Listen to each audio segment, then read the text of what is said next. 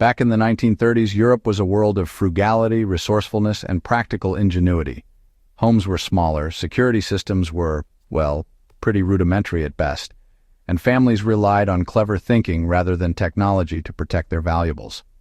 What's really fascinating is that many of the hiding places used during this era were so effective that burglars often overlooked them entirely.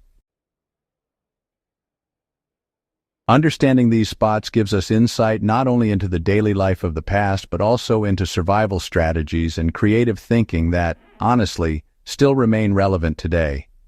For anyone interested in historical practices, survival skills, or period-accurate reconstruction, these hiding methods are both intriguing and practical. Hidden compartments inside furniture were actually far more common than most folks realize. Grandparents often built secret compartments into ordinary household furniture. A drawer might have a false bottom, a writing desk could conceal a shallow box under the surface, and armoires sometimes had hidden panels along the back. These weren't elaborate works of art, but just simple modifications that use space efficiently. For historians or survivalists recreating 1930s interiors, retrofitting cabinets or dressers with false bottoms can be both a practical and historically accurate way to store small items. Money, letters, or even small heirlooms could disappear completely from plain sight. In modern applications, these principles are still really useful for secure storage in any home, and you don't even have to rely on electronics. In homes built before the mid-20th century, walls were sometimes hollow or had removable panels, and, in some European homes, especially in urban settings, a thin panel behind a cupboard or above a door could hide small valuables. Burglars typically checked drawers, cabinets, and safes, but they rarely suspected structural features. For enthusiasts, learning to identify potential hollow spaces in period homes can reveal how families concealed important items. Even today, adding removable wall panels in storage rooms or closets can provide hidden spaces without altering the home's appearance. Liftable floorboards were one of the most practical hiding spots of the 1930s. A family could lift a single plank in a bedroom, hallway, or kitchen and create a shallow compartment below. These spaces were ideal for hiding cash, documents, or small heirlooms. What made them effective was their invisibility. No burglar would lift random sections of the floor without knowing exactly where to look. For historical reenactments or survivalist applications, creating hidden floor compartments is actually pretty straightforward.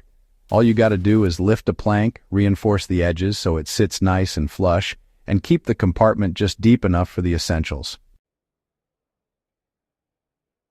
The principle here remains simple, folks. The less obvious it is, the safer your contents will be. Common household items were often repurposed to conceal valuables. Books with hollowed-out interiors, jars with false bottoms, or even sewing boxes could hold coins, jewelry, or important papers. Burglars tended to focus on safes or obvious containers, rarely inspecting mundane objects in daily use. For anyone studying or recreating 1930s domestic life, this really illustrates an important principle. Value doesn't need flashy protection. It needs clever concealment. Reproducing this technique is easy today, using hollow books on shelves, dual-layer tins in pantries, or furniture with removable trays. Heaters, radiators, and wood stoves were not just functional, they doubled as secret storage zones. A small envelope or box tucked behind a radiator or beneath the stove, well, it usually remained undetected because these areas were rarely disturbed. Back in those days, heat sources in homes were permanent fixtures, so anything hidden there was, well, pretty much locked away without an actual lock. Now, modern survivalists can take a page from that old playbook, using seldom moved appliances or big pieces of furniture to cover up important items. It's really just replicating the clever thinking folks had back in the 1930s.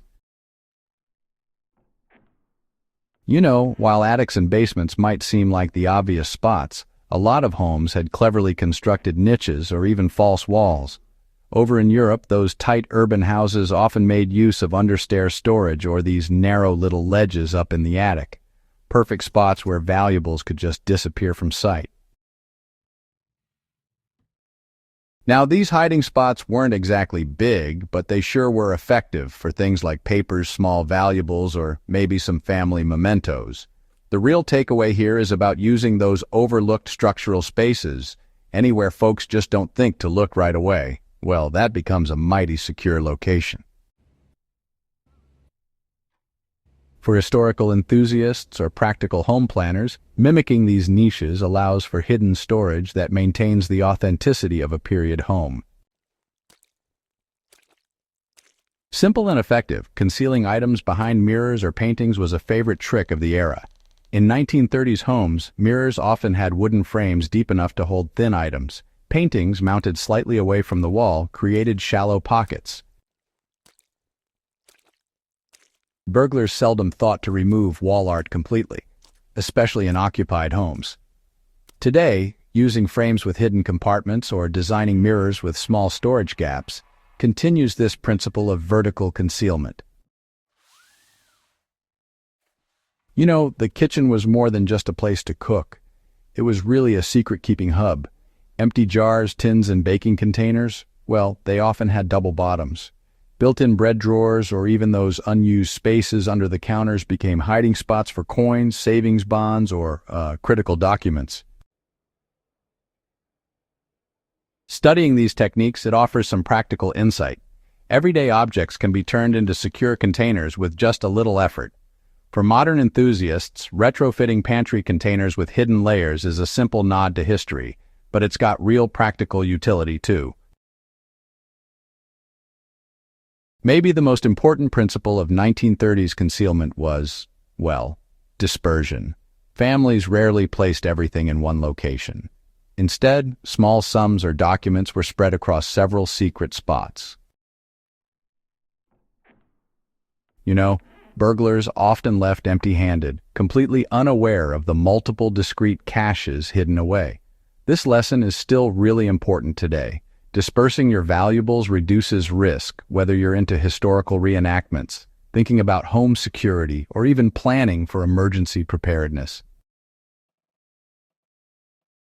Applying these historical hiding methods today requires observation, patience, and a willingness to think like those who came before us. By exploring furniture design, structural nuances, and everyday objects, modern enthusiasts can both understand 1930s ingenuity and adapt it for personal security or educational purposes. If you're passionate about uncovering hidden histories, learning these practical tricks adds depth to your understanding of daily life in the 1930s. From recreating period-accurate homes to designing clever storage in your own space, these techniques demonstrate the ingenuity and practicality of an era that demanded resourcefulness. For those serious about history, survival skills, and practical knowledge from the past, this is more than curiosity. It's a blueprint for thinking creatively and living efficiently. If this guide enriched your understanding and sparked new ideas, subscribe to Warpaths of Europe for more in-depth explorations of historical practices and survival strategies. Share this video with fellow enthusiasts who value practical, historically accurate insights.